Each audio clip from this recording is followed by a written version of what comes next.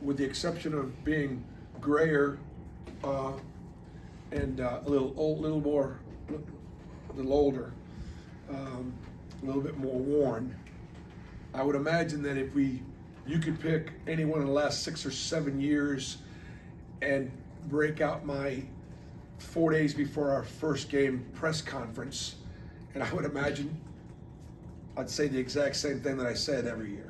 And I don't do that intentionally. It's just that I've been doing it a long time, and my thought pattern is going to be very similar.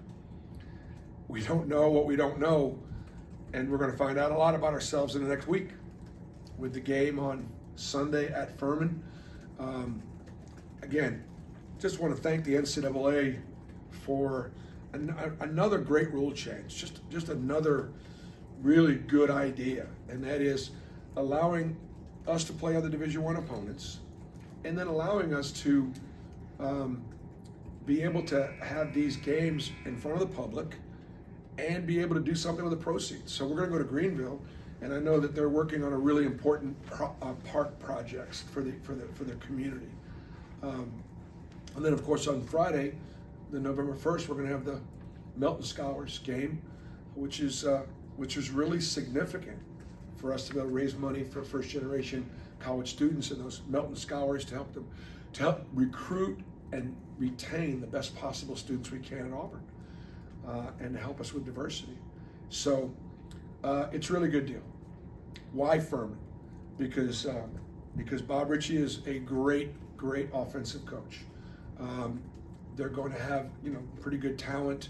They've always one of the best teams in the SoCon, and they're going to have a nice crowd over there, and it'll be a really good environment for us to go, and we'll be challenged. Last year when we played them in here, JP was on that team, and so got a chance to see him up close and personal, and it was like 33-31. And I think then it was a private scrimmage. I believe it was a private scrimmage, so it was close. We wound up wearing them down a little bit. We wound up turning them over a little bit, and we were successful. And I felt good about how we played, because I thought we played really, really hard. Now this is going to be public, so this is not a private scrimmage, but I can tell you that it was very competitive. We'll go over there healthy with one exception. Miles Kelly has not practiced in about a week and a half due to some illness, and he's not injured, but he has some illness it's this kind of illness that just takes some time to recover from. I'm hopeful that we get Miles back next week, and so and he's obviously, Miles had a great preseason, and will be an important part of our team. We're speaking to JP, just how have you seen his preseason go, and just him fitting in, being a point guard, Yep. in this system? Yep. I thought JP had a really good summer. I thought he had a really good start to the fall, and then for about 2 or 3 weeks, he had the first bit of a struggle. And what I really like about it was the last 2 or 3 weeks he's been really on point. He's really been focused and worked his way through just the learning curve, continuing the learning curve of how we guard, what we play, trying to get an understanding of all the different positions. It's like trying to come in and play quarterback and just be a first-year guy playing quarterback. It's hard to be a first-year guy playing quarterback. It just is. You don't know the system. You've never played in the system. You don't know what works, what doesn't work. You don't know what adjustments are made, and so it's the hardest position to make that adjustment from in a short period of time. I think he's done a really good job with it. JP is, like a lot of my point guards, a really good scoring point guard. JP can score. He can really shoot the basketball. He can get downhill, makes pretty good plays, makes pretty good decisions. He's a smart player. He's a really solid defender. He's worked hard on his defense. One of the things that any player transitioning from mid-major to high major will tell you is the physicality, the speed, the athleticism at this level is just something you can't really prepare for. It's a step up. And so dealing with all that is something he's dealt with all summer and all fall. And again, I think he's done a good job. We will play Denver, we will play JP, and we might even play Todd a little bit at that point guard position. But really pleased with JP. He's been a really good leader, and he does everything. One of our hardest workers. He does everything you ask him to do. Pretty good. He's a pretty good Auburn man for just being at Auburn. Just getting there.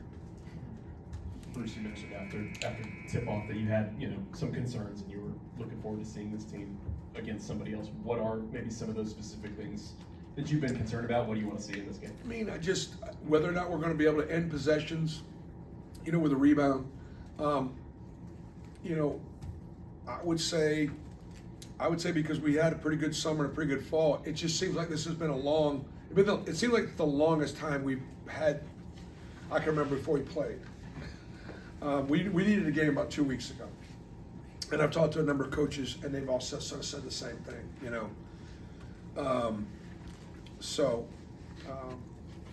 And it's amazing. Even these next 3 days, like I haven't even taught our under basket out of bounds defense, like how we press out of bounds. I haven't taught it yet. We haven't done it yet. Done it once. We may not even do it today. We may do it tomorrow for the first time. I haven't even taught how we might press on the side. I haven't even taught it yet.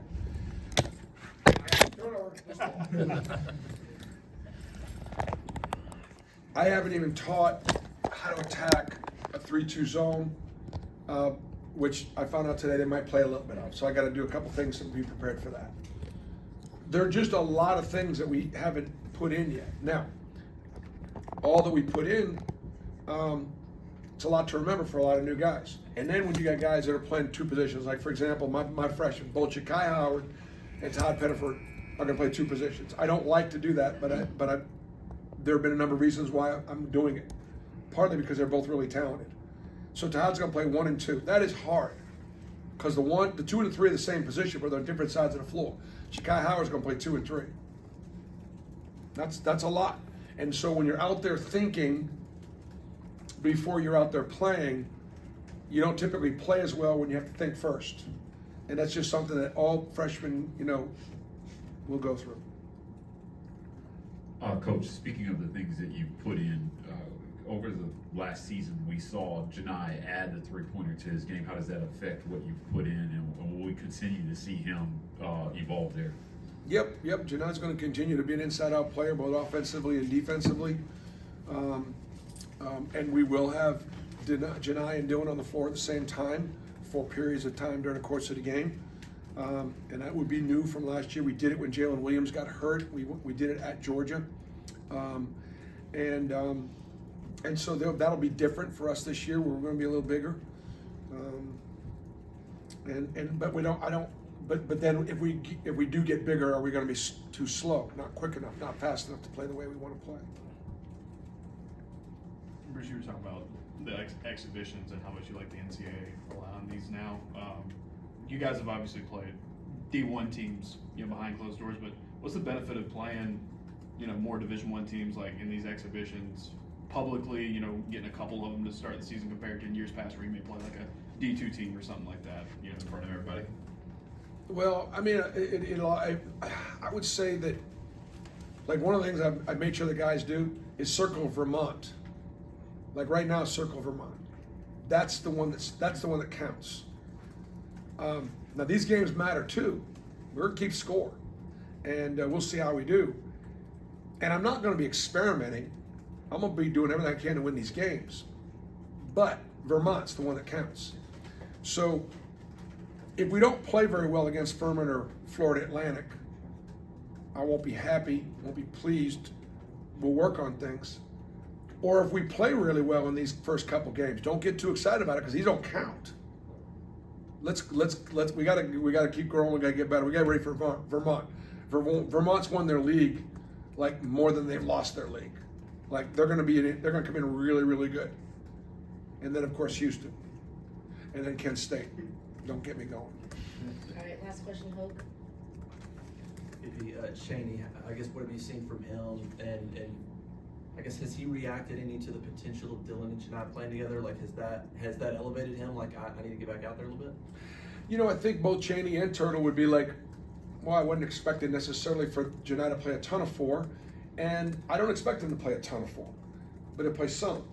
And then Cheney and Jaheim, you know, their job is to continue to play better and better and better so that the minutes that are at the 4 split between them and not a whole lot of Janai at the 4. Dylan's job is to play really well so that he and Janai play together. Janai and Dylan's job is to play well together so they can continue to play together. And that clearly is a work in progress. Cheney's challenge is to be as aggressive when he's out there with Auburn as he is when he's out there on the scout team. Like last week, which is a lot of fun for guys to get on the scout team. I try and take 2 or 3 scholarship guys and put them on scout teams. Last week was the last week of getting ready for somebody else. So we were working on North Carolina last week, and we had one of North Carolina's better players at force position. So I said, Cheney wants you to be that guy. Well, he played great. We couldn't guard him. We couldn't keep him out of lane. He was driving the ball to the basket. Nobody could stay in front of him. He was aggressive. And I'm like, nobody's saying that you can't do that when you're playing for Auburn. But when he's playing for Auburn, he's playing in a role, and he wants to be he wants to be able to do what he's supposed to do. Look, he's a terrific athlete, and getting him to use his athleticism, his size, his physicality, his motor running all the time. Sometimes his motor doesn't run. Sometimes he doesn't pressure the ball. You know, sometimes he doesn't run the lane. Sometimes he doesn't post up. Sometimes he plays not as aggressively as he should. And if he'll do that, he'll be even more effective. Thanks, guys. Thanks, Bruce.